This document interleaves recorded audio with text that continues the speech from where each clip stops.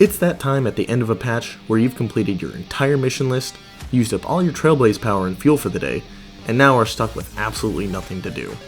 If that's how you're currently feeling with the game, don't worry, you're not alone. I think I might just have the solution for you, so let's just jump right into it.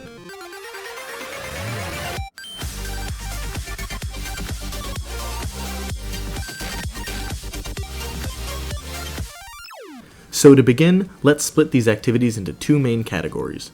Number one is activities that can benefit your account. So that includes continuing progress, gaining materials, whether that be character mats or jade. And number two, things that can provide personal satisfaction, so mostly referring to events or gameplay that are replayable. Let's start off with the things you can do to benefit your account the most, since that will be the most useful long term. First off, something that 100% all of you can do right now that takes very little time is the daily check-in and daily missions.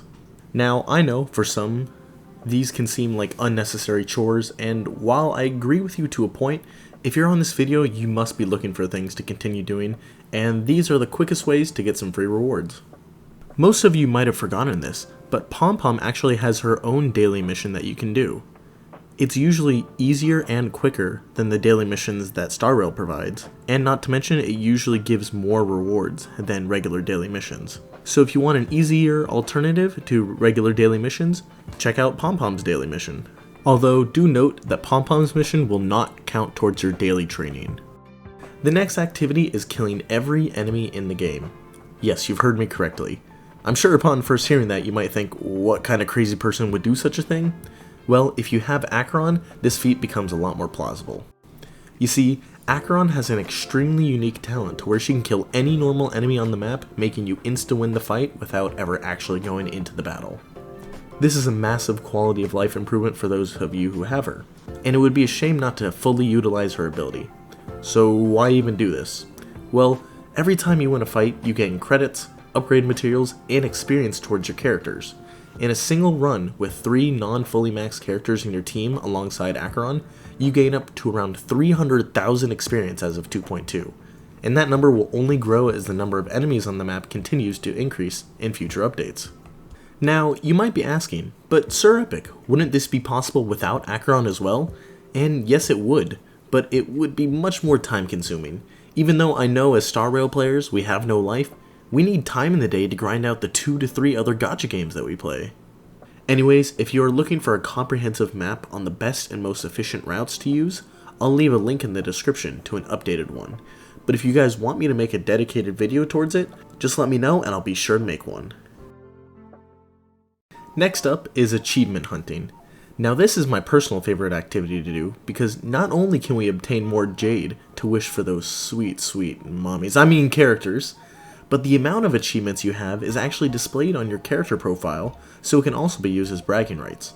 As of 2.2, there are 803 achievements in the game, and only a very small handful of players have collected them all. It takes time and effort, but is ultimately worth the payoff once completing them. Down in the description, I will have a website link that allows you to easily track all of your achievements in the game, showing you which ones you have and have not completed, tutorials on how to get any achievements you don't have, and even provides a leaderboard to compete against thousands of other accounts in achievement collecting. Happy hunting!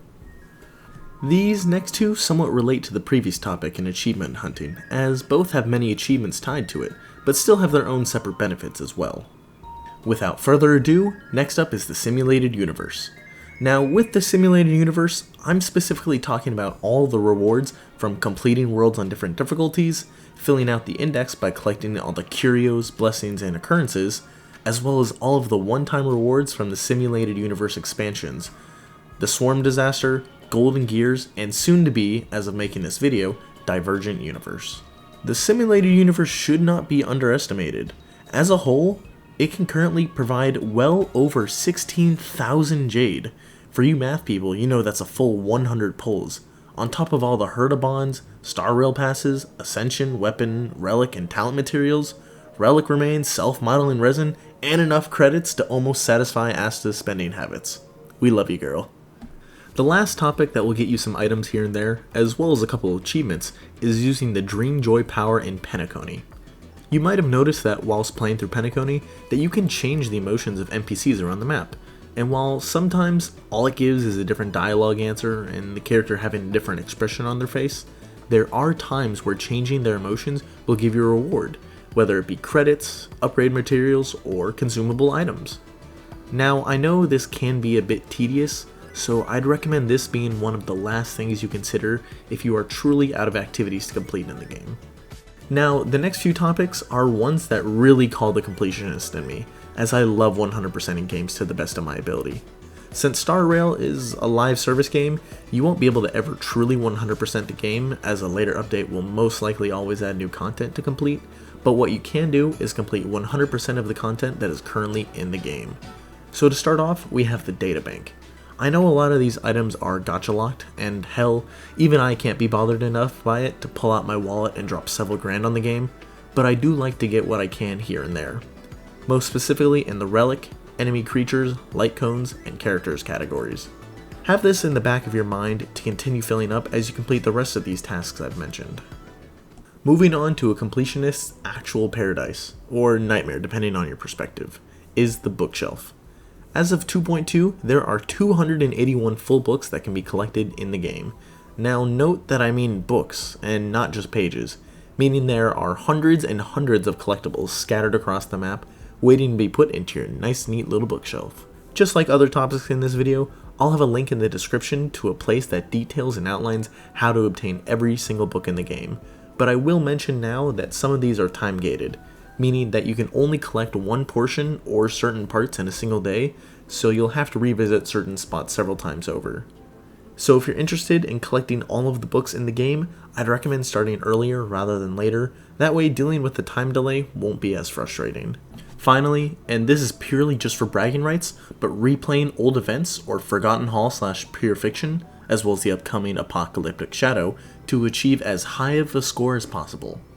As the game progresses with time, power creep is a natural thing to come from releasing new characters, relics, and light cones. So going back and replaying battles that were released for patches many months ago will be a cakewalk and can help you visualize just how far your account and team building skills have come. Before I go, one last final thing you can try is collecting various amounts of vitamin D. This can be done by exposing your skin to sunlight, breathing in fresh oxygen produced by various plants. Who am I kidding? We're honkaistarrail players. Just give us a couple of jade and we'll make it till the next patch. Hey guys, I just wanted to say thank you for checking out my video. This is the first one that I've made about honkaistarrail, and I feel very passionately about both this video and the game. This is the type of content I'm going to be making going forward, so if you enjoyed the video, make sure to leave a like and subscribe to the channel. I also have a Discord that I will link in the description as well as the pinned comment. If you're wanting to join, that's where you can hang out with me, and we can talk anything and everything honkaistarrail. Otherwise, thanks for hanging out with me. Sir Epic out. See y'all next time.